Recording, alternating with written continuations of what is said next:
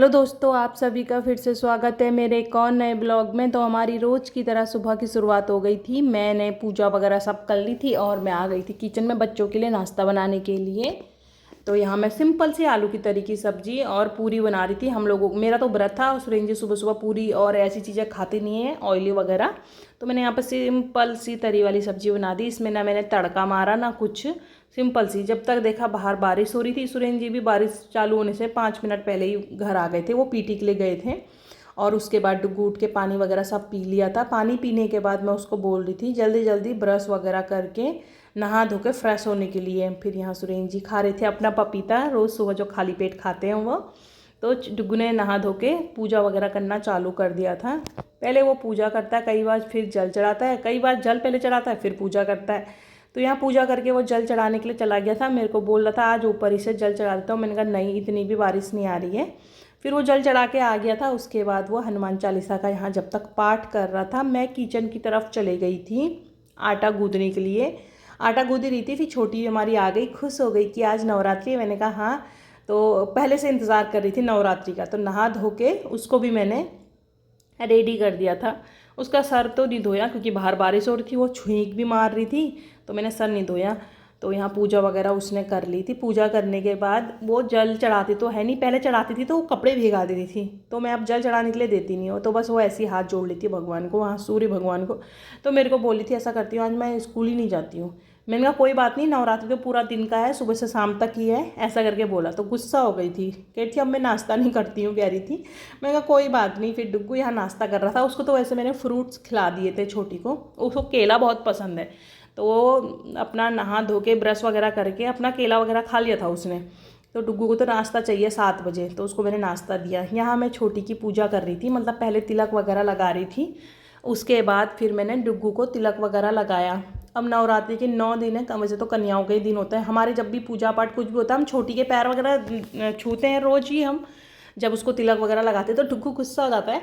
सभी त्यौहार लड़कियों से क्यों होते हैं, बल राखी भी लड़कियों को ही फ़ायदा होता है, और दिवाली में भी लड़कियों को ही टीके में फ़ायदा होता है, भाई दूज का त्यौहार वगैरह के लिए। ऐसे करके गुस्सा हो जाता है वो, मुंह बनाने लग जाता है। फिर उसकी भी पूजा वगैरह, उसको भी तिलक लगाती हूँ मैं, कहती हूँ दोनों का ही त्यौहार है ये। तो उसके बाद मैं इन दोनों की पूजा कर रही थी। डुग्गू नाराज़ हो जाता है, पता नहीं, अभी भी मुंह फुला था उसका। फिर अभी भी यहाँ पे उसने मुंह ही फुला के रखा था। फिर मैंने उसकी भी पूजा करी। फिर छोटी अपने पापा को बोली थी आओ मैं आपको तिलक लगाती हूँ। तो उसके पापा बैठे थे नहा धो के उस कमरे में, तो अपने पापा को बुलाया, यहाँ पर तिलक लगा रही थी, मस्ती में कर रही थी अपने पापा के साथ। यहाँ पे अपने भाई को भी बोलती है, भाई तो उसका मानता ही नहीं, कहता मेरे को मम्मा लगाएगी, कहता है वो।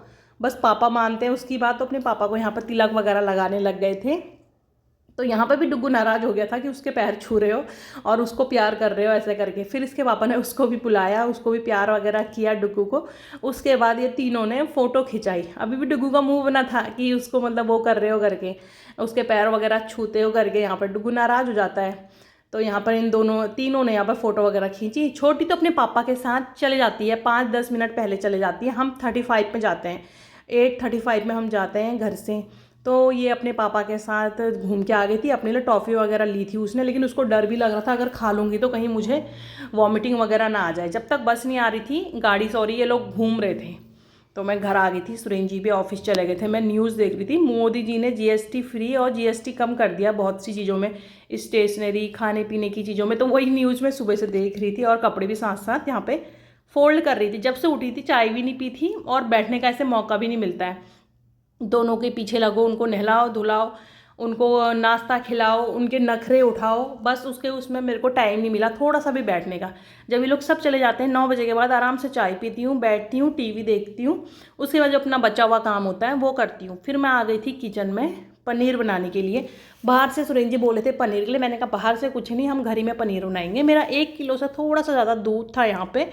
दूध की चाय वगैरह तो कोई पीते नहीं, सुरेंद्र जी ग्रीन टी पीते हैं। मैं व्रत में एक टाइम चाय पी लेती हूँ सुबह के टाइम पे, अदरक वाली, उसके अलावा मैं चाय नहीं पीती हूँ। तो दूध ऐसे ही बचा था। डुग्गू को चाय पत्ती वाला दूध चाहिए होता है और कभी कभी उसका मूड ही नहीं होता है, तो दूध बचा हुआ था। तो मैंने कहा आज मैं पनीर घर में ही बनाऊँगी, बाहर से पनीर लाने की ज़रूरत ही नहीं है। तो कई बार क्या होता है, हम डेयरी से पनीर ला रहे थे तो पहले तो पनीर सही मिल रहा था यहाँ वहाँ पे।